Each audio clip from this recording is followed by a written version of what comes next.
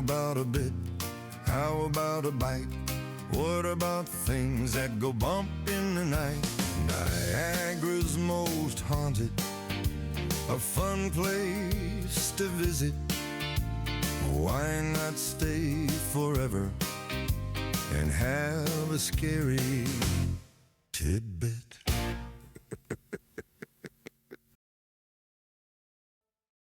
Okay, our next visit to our haunted bed and breakfast takes us to the Brockamore in Niagara-on-the-Lake, and I'm here with Rick Jorgensen, the owner, one of the owners of the Brockamore, which is an exceptionally historical place, rich in history and rich in ghosts. Tell us more about it, Rick. Well, Brockamore was built in 1809. It traces its roots to the Revolutionary War, the War of Independence, depending on if you're on the American side or the British side. And it does that through the family as well as the land. The land was originally owned by the Mohawk Indian chief Joseph Brant, who was granted the land that the house is built on as part of the land they received to replace what was lost in the Revolutionary War. And he wanted a plot of land here in Niagara-on-the-Lake, which was called Newark then. Because that was the first seat of government, and he wanted to be close to government. As well, the father-in-law of Captain John Powell, who built the home, was a gentleman by the name of Sophia Shaw, who fought again in the Revolutionary War alongside Lord Simcoe.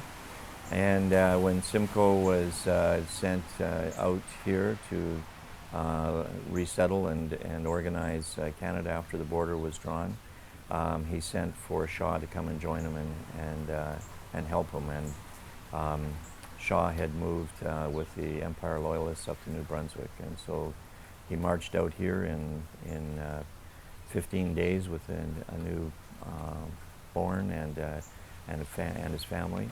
So it was quite a feat, and Simcoe, as history records, laughed his head off that he could make it out here that quickly, and so he appointed him to the Executive Council of Upper Canada, and so he became a prestigious citizen of Canada. So I guess, Rick, you're going to take us on a tour through the Brockamore, and I guess we're going to learn about more history of it, some of the kind of entertaining rooms that surround ghosts, and also you're going to share a pretty cool story about a potential buried treasure on the place. Okay, let's get started then. Let's get going. Okay, we're standing, I'm going to assume, Rick, this is the dining room, and I'm going to guess there's some significance since you brought us to the dining room. What is the story with the dining room? Well, this was one of the main rooms when the home was built.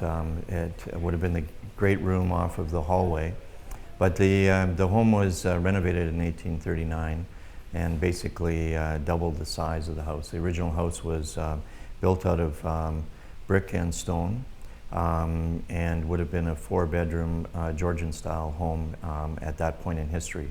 The brick and stone served it well in the War of 1812 when the whole town was burned to the ground. This home didn't burn to the ground because it was built out of stone, so the walls from that era still survived. There was some damage to the interior, and of course the roof was destroyed. But it remained standing, so it's one of the only buildings in the area that did remain standing after the War of 1812. That was significant as well because the construction of the home made it a bit of a stronghold.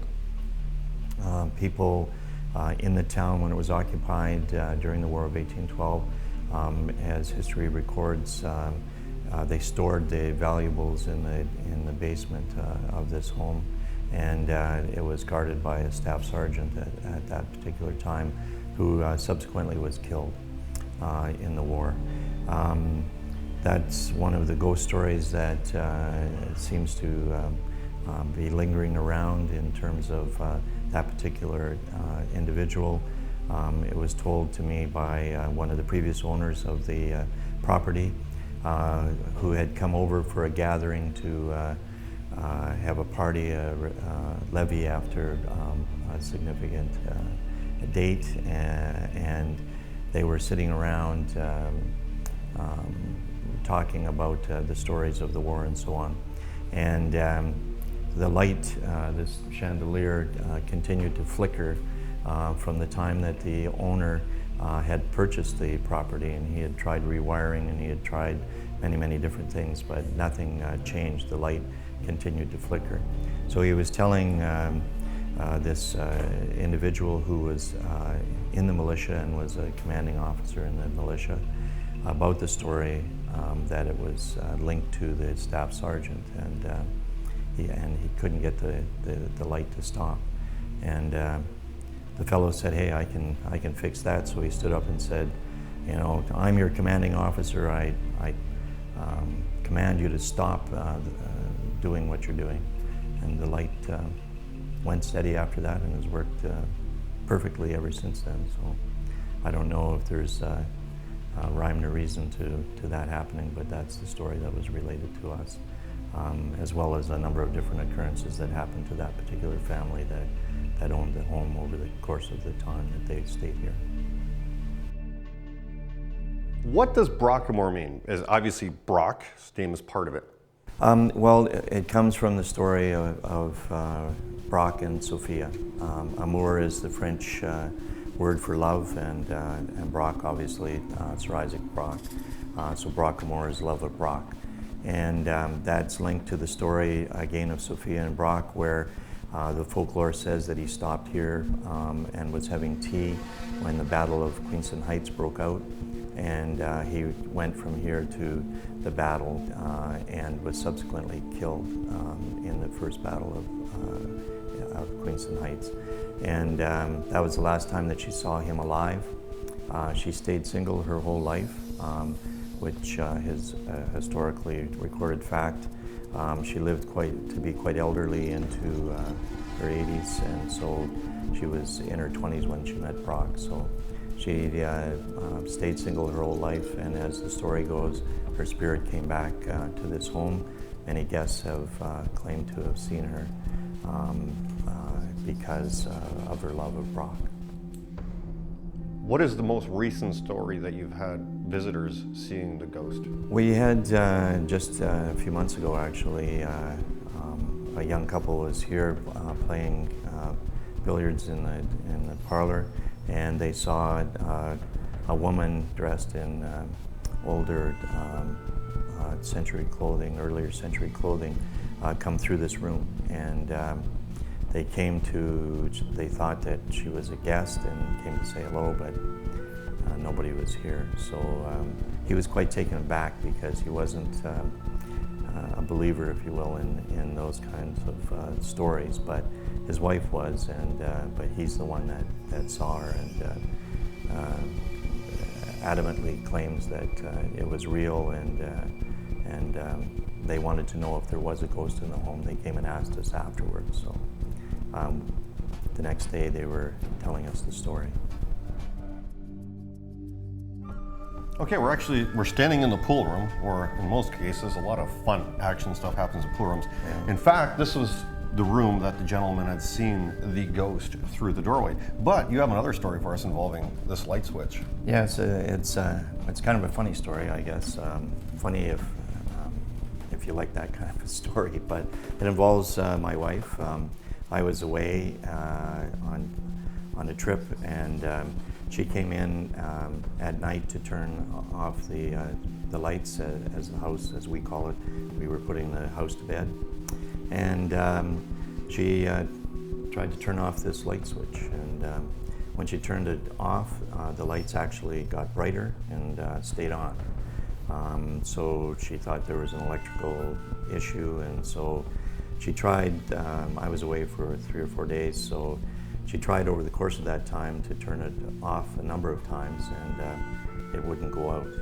She told me about it, so when I returned home, I was going to fix it. But I thought, well, before I fix it and tear it all apart, I'll try it. So I came in and flicked off the switch, and that was 5 years ago, and it's worked well ever since I turned it off. So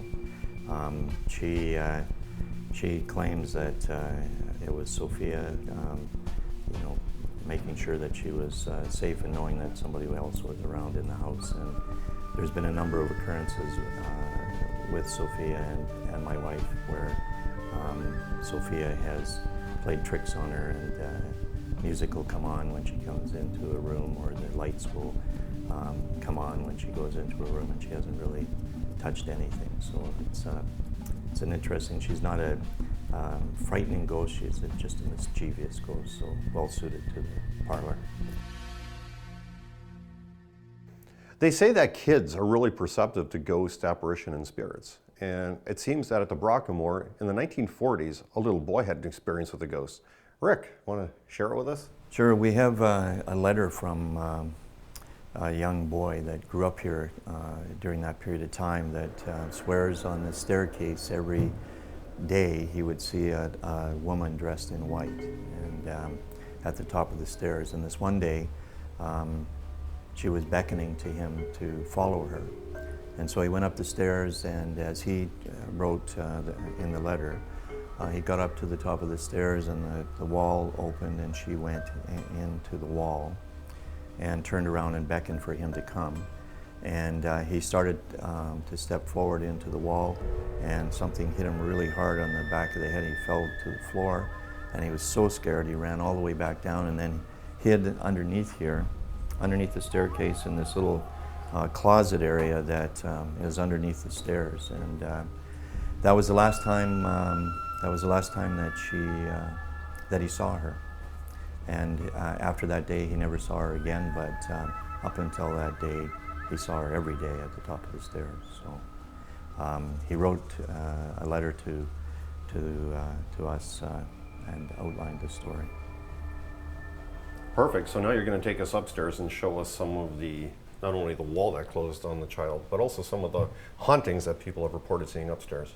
Yes, I will. I'll take you up there now. Okay, we're on the upper landing of the Brockmore, where a lot of cool stuff has happened, supposedly, where people have seen stuff move, seen stuff close, and seen apparitions. What is the significance of this, Rick? Well, this armoire, when we first took over Brockmore, this is where we store a lot of our linens for the bedrooms, and you can see it opens and closes quite easily. For the first, I would say, 2 years, we couldn't open it easily. Every time we tried to open it, it was stuck. We couldn't get it open until we said, Sophia, quit it. We need to get to work here.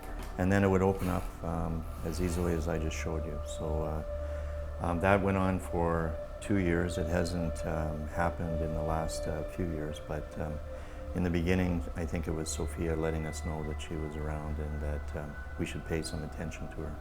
What is the significance of this? This was one of the previous owners' idea of a joke in terms of a replication of Sophia. So she's been with us since we took over now almost 7 years ago. And she is a great item of fun for our guests. We've had guests that have put it outside another guest's door and knocked on the door and used it to scare the guests. But that's what the significance is. It's just a replication of Sophie. Okay, so Rick, this is the place where you said you had some ladies coming and visit you a while back, and they detected the presence of orbs, ghosts. This is the top of the inn, so to speak. And we had a group of ladies that wanted to actually come and visit Brockmore because they had heard that there was a ghost here. And so they booked this room for the weekend, and were quite disappointed that they didn't see a ghost. But they'd been taking pictures over the course of the weekend as they were just snacking and drinking wine and so on. And when they got home and looked at the pictures, there was an orb over the shoulder in every picture that they took in this room.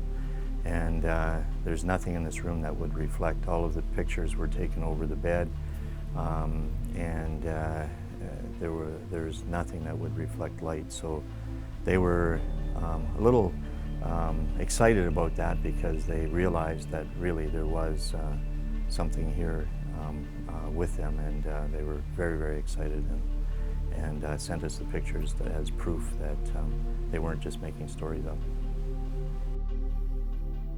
Okay, another story that you've got, and I guess kind of like the evidence, is the butt print left in the bed. Well, yeah, that's true. We had a staff person that when we first took over, there was a manager here that her niece was helping her with the running of the inn, and she told us kind of a few days into, as we got to know each other, a few days into it, she asked us our opinion of ghosts and whether we believed or didn't believe, and so we said, well, we're not sure. We've never had any experiences. Little did we know how many we would get after that. But she told us the story of her niece in this room. She stayed here while she was helping, and one night when she was sleeping, she felt someone sit on her bed, and actually saw, because she woke up in surprise, and actually saw the bed then rise again as the person got up. So she wasn't very excited about that, so that was the last time that she spent the night in this room. Sounds to me like that Isaac Brock was one hell of a ladies' man, eh? Well, there is some rumor to that effect. So he's carrying it on into the next life, into the there present. you go. So all habits never die, eh? Yeah, I'm not sure that Sophia would be happy about that. But, so maybe that's why Sophia likes you. This is a jealousy thing. There you go. Okay, Rick, well, thank you so much for having us, for sharing the history of the Brockamore, for sharing the ghost stories, for showing us that love is eternal between Brock and Sophia, and also for sharing your treasure story. It's been a pleasure. Oh, well, it was my pleasure to have you, and I hope your viewers enjoy seeing the show and hearing about the stories and the life after. Most definitely they will. Thank you.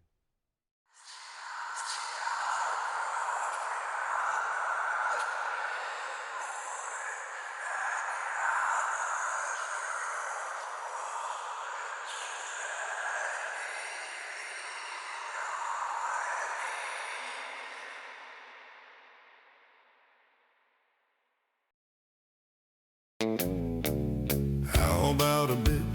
How about a bite? What about things that go bump in the night? Niagara's most haunted, a fun place to visit. Why not stay forever and have a scary tidbit?